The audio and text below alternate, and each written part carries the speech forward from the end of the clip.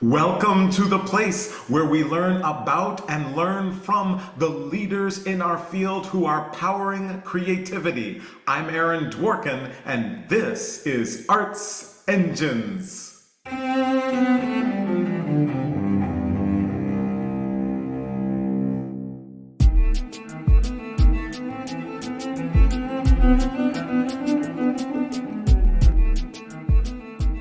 Just a heads up, everyone, that my new book, Lessons in Gratitude, a memoir on race, the arts, and mental health, published by the University of Michigan Press, is now available on Amazon and everywhere books are sold. I encourage you to check it out. Thanks again for joining me here on Arts Engines. Today's guest is Jessie Montgomery, Grammy award-winning composer. I am so excited to have this conversation. Jessie, welcome to the show. Thank you, Erin. My pleasure to be here and talk with you. Yeah, so obviously I am so excited for this. One of our great creative partners, Aspen Music Festival and School, helped us to co-curate this. Obviously they featured a lot of your music and you're able to work with them. And I have had the true honor and joy to be able to see your work in so many different capacities, including obviously your composing for so many years. And I really am just in awe of your talent and your ability to communicate and share stories through artistic mediums that transform audiences. So I am excited for this conversation. Thank you, Aaron. So what I thought, a lot of times I feel like people view composers in kind of like this veil, like obscure, like what motivates them? How did they actually come about? How do they create this music?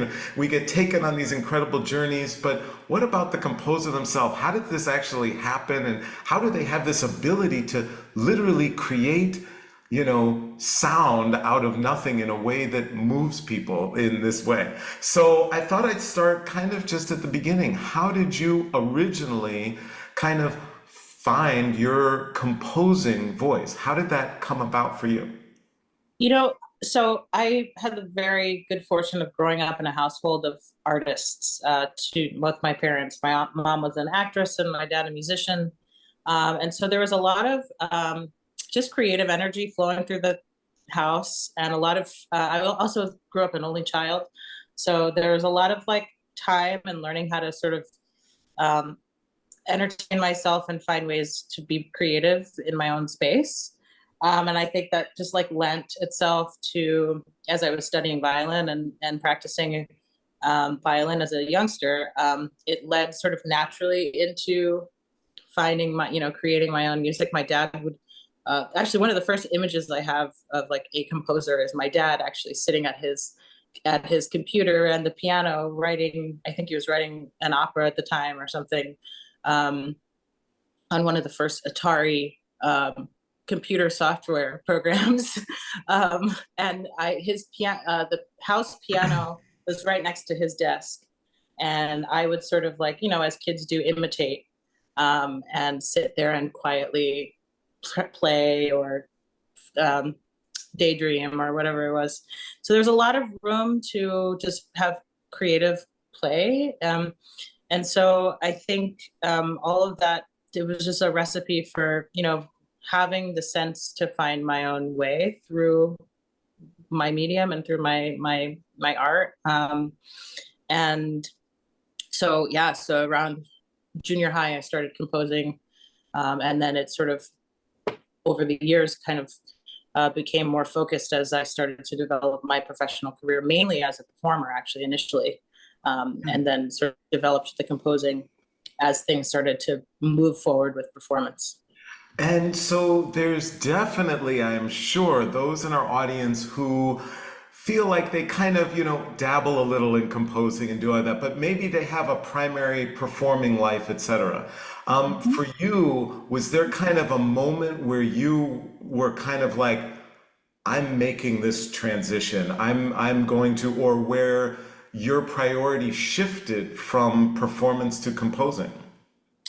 Certainly, there were two main moments. The first one being I was living and working in Providence, Rhode Island, mainly teaching and performing with the resident ensemble at the time called the Providence String Quartet. And then I had been writing pieces for the students and for special events. And I just, the bug, it got me. We went on a resident retreat one time and I decided to spend some of our quartet, we split the day so that I could have some time to compose. And I have to say the generosity and curiosity and openness of my colleagues also, and the support has always been part of this. They were like, great, let's make a time for Jessie to have the studio for 4 hours in the afternoon. And I just remember being in that space and like having the half of the day performing and half of the day writing. It was like all of these channels started to open up and I just got excited about the creative process and about being able to like write something and bring it to my colleagues later at our next session. And that sort of like transfer of types of creative modes just got me really excited. So I applied for a master's degree in composing and moved back to New York. So that was big step number one. Meanwhile, I was still maintaining a very active performance career and receiving some of my first big commissions. Of course, through the Sphinx organization, which led to big other orchestral opportunities with Orpheus and with the Albany Symphony and things like that started to kind of blossom in that way. And then at a certain point of like being on the road and performing with a full-time string quartet, the Catalyst Quartet at that time, and maintaining all of these commissions, there was a balance that I needed to strike, and so I then turned my attention over to composing, and now really it's I can't.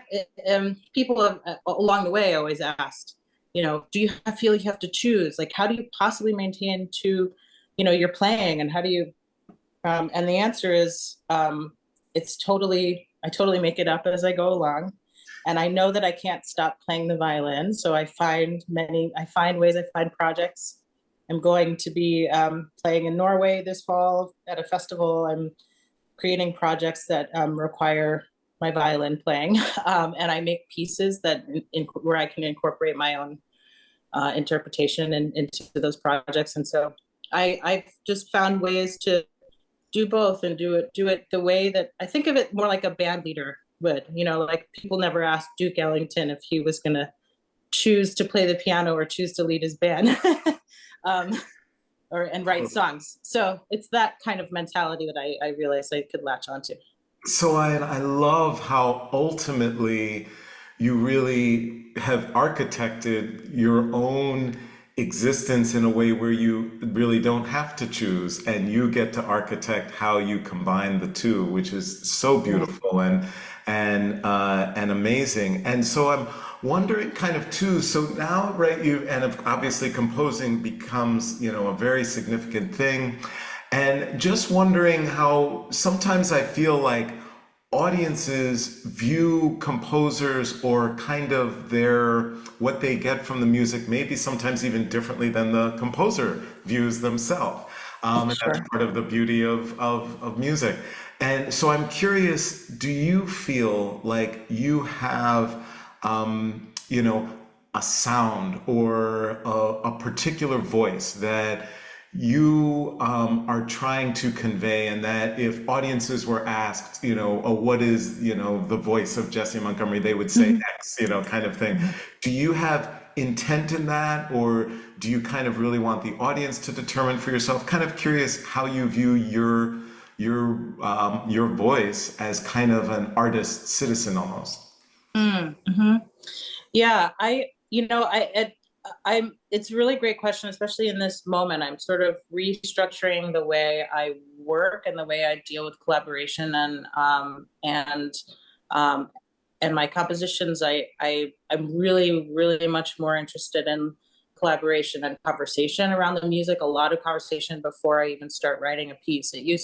I'm but in terms of like where I've typically drawn my influences just from my own experiences in music, my own experiences listening to many different kinds of music and being in lots of different musical spaces growing up.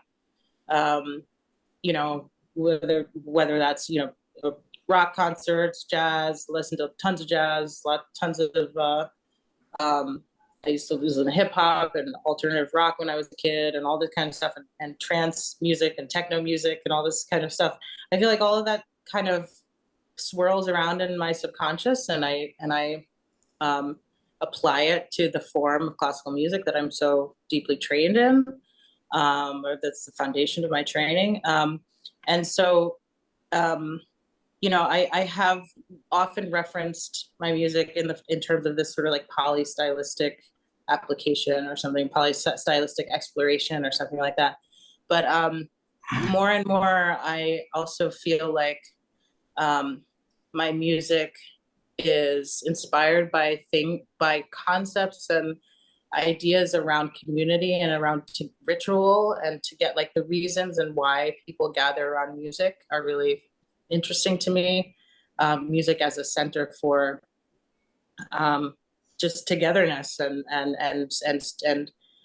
creating a singular moment together. That aspect of music is much more interesting to me now. And I really think about what happens when the audience member buys a ticket in advance, prepares their loved ones to get dressed up and walk to the hall and walk into the space and sit down. And I think about all of that in my music. And I think of it sort of theatrically, I think in that way. And so I like the idea of the music, even though it's a very formal setting where you sit down and you listen, that there's something interactive and that there's an engagement that's happening that's sort of under the surface of all of that. And I feel like I'm trying to tap even deeper into that sensation as I'm writing. Um, Love so, that. I love that. That's awesome. And I just literally almost like the way you were illustrating that, I was kind of almost just envisioning it. And of course, hearing your music. So unfortunately, we are just about out of time, but I do like to ask of all my guests, there has to be in this process, and I would think especially in the composing process, times where there's something you're trying to do and just it's not coming. In other words, the tough days, and where it seems like you have a tough time, getting past whatever the obstacle might be. Are there any mechanisms that you use as either a composer, as an artist, as a leader, when you are confronted with kind of the toughest of challenges? mhm. I always turn to my colleagues. My colleagues, I always um, I have them on speed dial. And I guess everything's speed dial now. But I check in. I have certain friends and colleagues, composers and or performers and friends who are artistic leaders, who I can just call and share my experience. It's the back and forth. It's like usually when you get stuck, you're stuck in a loop and you need to connect. Actually, I think that's my music really is a mode of connection. And I when I go into those places where I'm stuck, I know that it's because it's in part because of a lack of connection. So I think I reach out and I explain my work to my whichever colleague I need in that moment. And a lot of the time they're there for me, and I really appreciate that. But it's really about people and connection, and sort of pulling each other kind of along through this journey. So I'm very, again, grateful for those moments. Jessie Montgomery, you truly are one of the arts engines who is powering human creativity in our world. Thank you for everything that you do and everything you share with our community. And thank you for being on the show. Likewise, Aaron, thank you so much. It's a pleasure. Just a heads up, everyone, that my new book, Lessons in Gratitude, a memoir on race, the arts, and mental health, published by the University of Michigan Press, is now available on Amazon and everywhere books are sold. I encourage you to check it out.